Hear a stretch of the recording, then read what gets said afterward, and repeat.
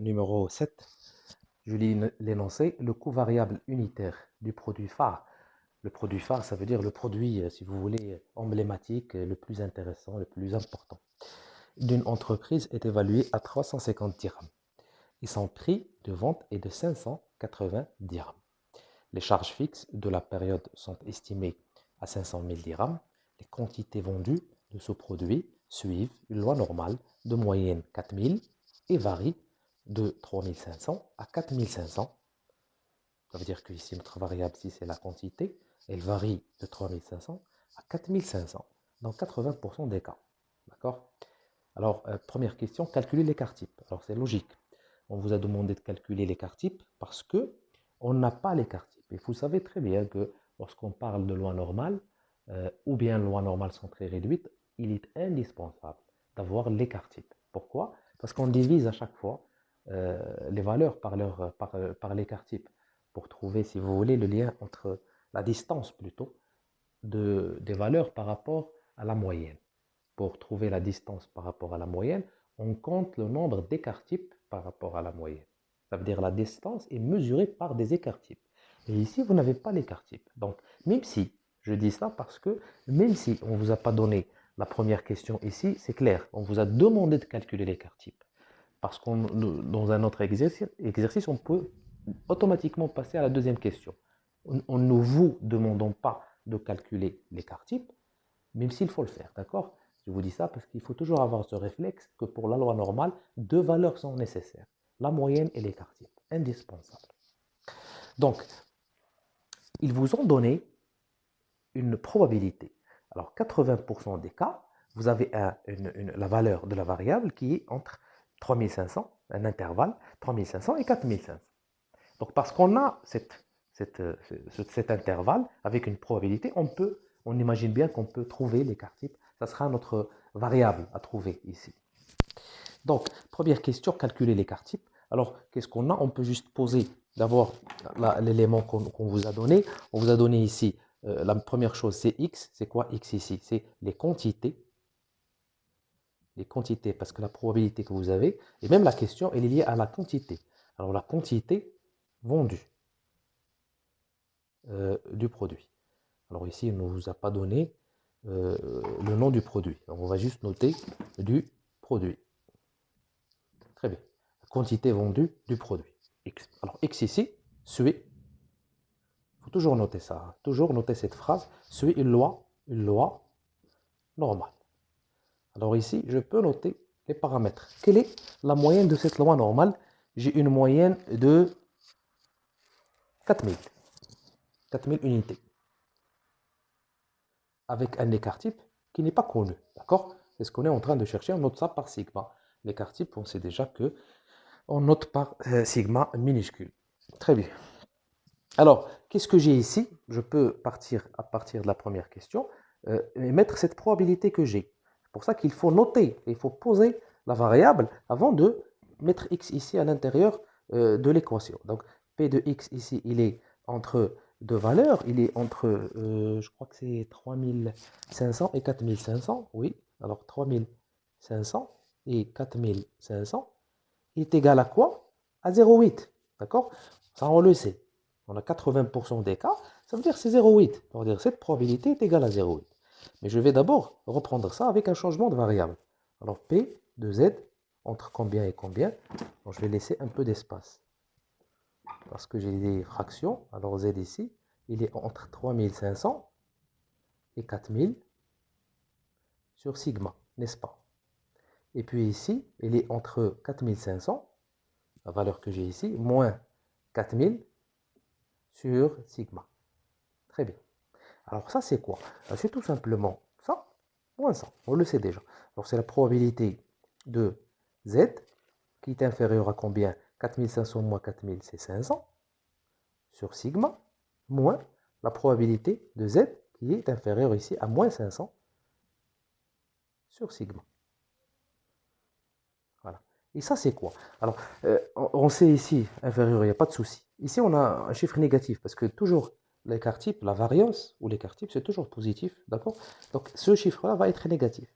Hein? Moins 500 sur sigma, c'est sûr que c'est négatif. Alors, je peux renoter d'accord, changer ici le signe, et faire 500 sur sigma, moins, alors 1 moins, d'accord, ou bien je peux directement enlever la parenthèse et faire 1 moins 1 plus, d'accord, la probabilité de z inférieure à 500 sur sigma. On va juste ici changer le signe et faire entrer le moins à l'intérieur.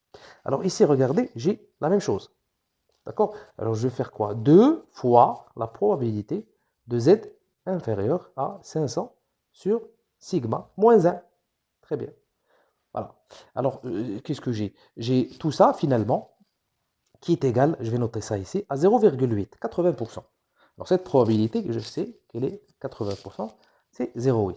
Très bien. Alors j'ai quoi? J'ai la probabilité, je vais mettre une flèche ici, probabilité de z strictement inférieure à 500 sur sigma, qui est égale à quoi? Elle est égale à 1. Alors 1 va partir là-bas, ça va 1,8, divisé par 2, qui est 0,9. Alors c'était important de trouver directement une probabilité qui est égale à quelque chose. Hein. Pourquoi? Pour aller sur le tableau de la loi normale, centrée réduite, et trouver quelle est cette probabilité qui est égale à 0,9. D'accord? Quel est plutôt le z, pardon. Quel est le z, hein? On a la probabilité de ça, ça veut dire le chiffre qui est à l'intérieur est égal à quoi? D'accord? Alors ici, on a z inférieur à 500 moins sigma. Alors cela va vous donner, je vais venir ici, d'accord? On va vous donner un z qui est égal à quoi? Qui est égal à 0,9. Vous allez dans le tableau, vous cherchez à l'intérieur la probabilité et vous cherchez le z correspondant. Alors ici, le z qui correspond à 500, pardon, ici, 500 moins sigma, c'est pas z. Alors j'ai 500 sur sigma, d'accord? 500 sur sigma va être égal à 1,28. Alors la probabilité de 0,9 sur le tableau, c'est un z de 1,28, d'accord? Automatiquement, on va trouver bien sûr notre écart type qui est égal à 500 sur 1,28. Ça va vous donner à peu près 390. Donc l'écart type est de 390 unités. D'accord? Voilà. Donc, ça, c'était indispensable. Pourquoi? Pour trouver l'écart type, pour pouvoir calculer par la suite des probabilités. Alors, la deuxième question. Deuxième question ici. Calculer la probabilité d'atteindre le seuil de rentabilité. Alors, le seuil de rentabilité, il faudra poser une autre variable. On comprend. D'accord? Pour être rentable, quelle est l'équation? Alors ici, on a des éléments qu'on vous a donnés. On va les reprendre tout de suite.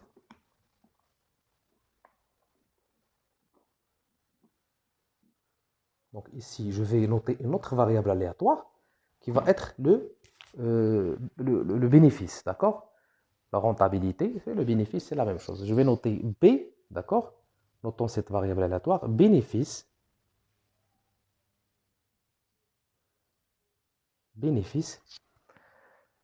sur le produit. Alors ici, on cherche un bénéfice par rapport au produit, d'accord? À ce produit-là.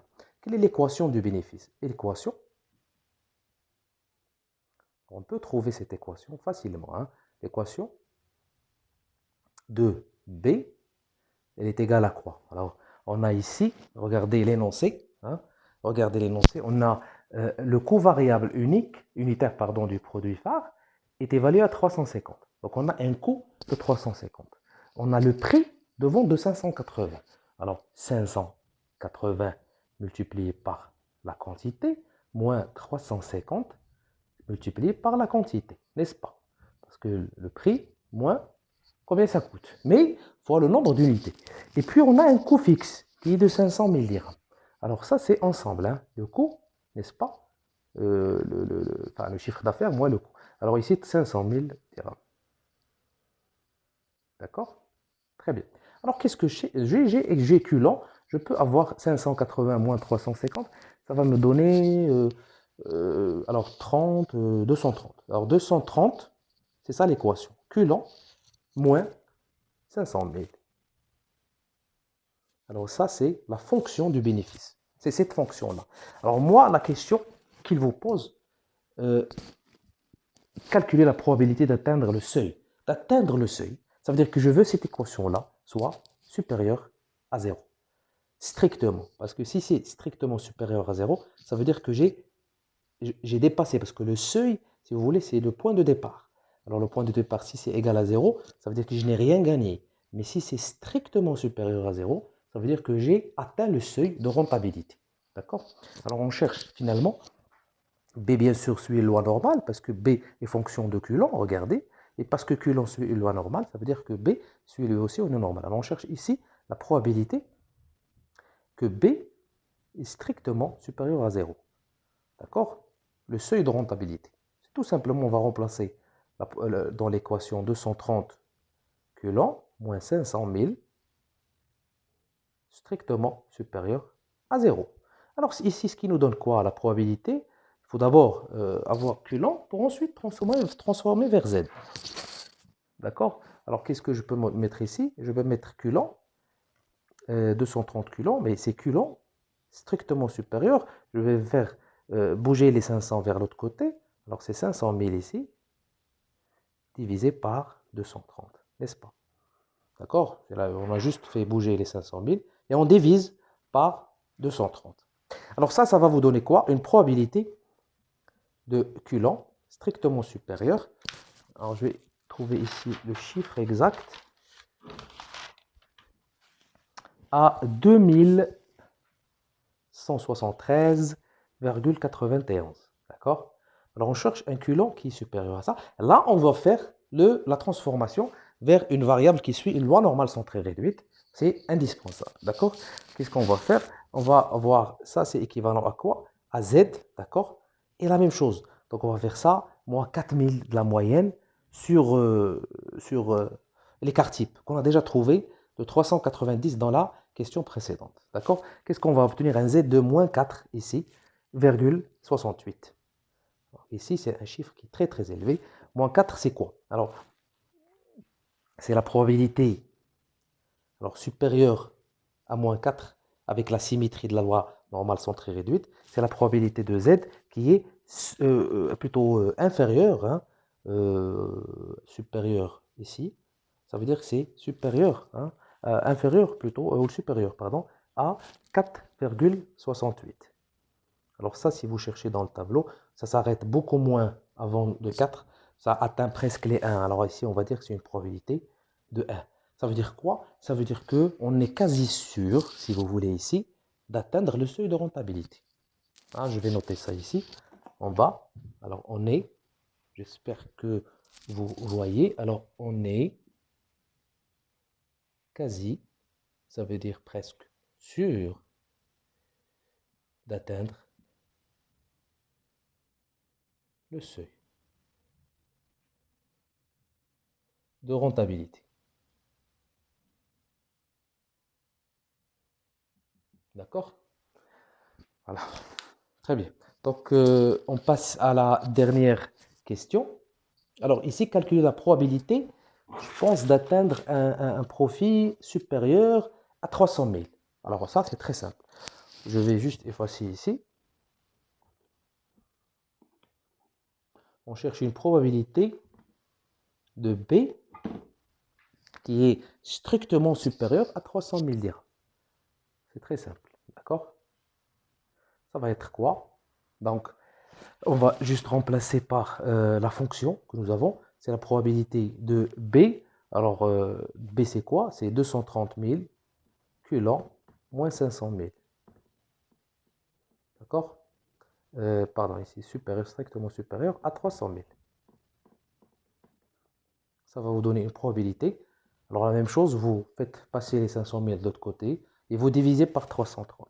Ça va vous donner une probabilité de Coulomb supérieur, strictement supérieur à 3478,26. D'accord? Et avec un changement de variable, ça va vous donner une probabilité de Coulomb ici, ça va devenir un Z qui est strictement supérieur à 3400. Je vais quand même noter ça ici parce que j'ai de l'espace. Moins 4000, je crois, oui. 4000, qui est la moyenne, divisé par 390. Hein. On a déjà trouvé l'écart type. Alors ça va vous donner une probabilité de Z qui est strictement supérieure à moins 1,34 avec un changement de variable ici.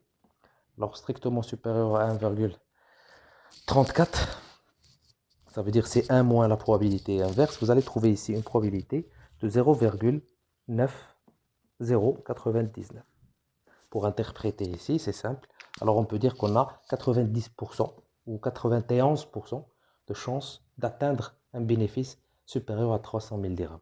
D'accord? Ce qui est très bien dans le cas de cette entreprise. Alors on a terminé cet exercice numéro 7 et c'est un exercice très important parce que dans beaucoup d'examens, on vous demande à chaque fois de calculer le profit ou le bénéfice, etc. en fonction des quantités. Alors ce qui est très très simple à retenir, calculer l'écart type, vous avez vu comment on fait. On doit vous donner des éléments pour le calculer. Ensuite, ce qu'il faut faire, c'est l'équation du bénéfice. Et toujours, le bénéfice, c'est les revenus, le chiffre d'affaires, moins les coûts. D'accord? Et si vous trouvez la fonction, vous allez utiliser cette fonction-là pour calculer les probabilités. Ce n'est pas compliqué. Le plus important, c'est l'équation qui lie le bénéfice aux quantités. Voilà. Mais c'est un exercice très important, particulièrement pour les examens. Donc voilà, on a terminé cette série numéro 7.